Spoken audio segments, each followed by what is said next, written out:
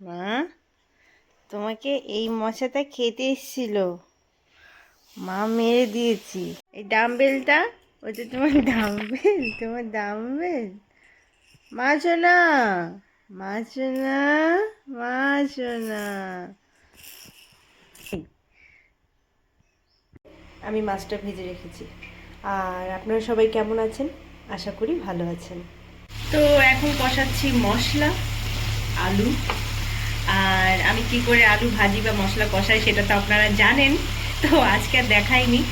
মাছের ঝোল করব, এই আর কি। খুব ভালো করে কষা হয়ে গেছে, এখন আমি জল দিয়ে দেব। আর জলটা যখন ফুটে যাবে টকবক করে, তখন আমি মাছটা দিয়ে দেবো। তো ঝোলটা টকবক করে ফুটে গেছে, এখন মাছ দিয়ে দেব। পাবদা মাছ, আমি এই মাছটা খেতে ভীষণ পছন্দ করি, তাই এই মাছটাই কেনা হয় বেশিরভাগ, এই আর কি। দিয়ে দিয়েছি, এবার একটু ঢাকা দিয়ে দেব।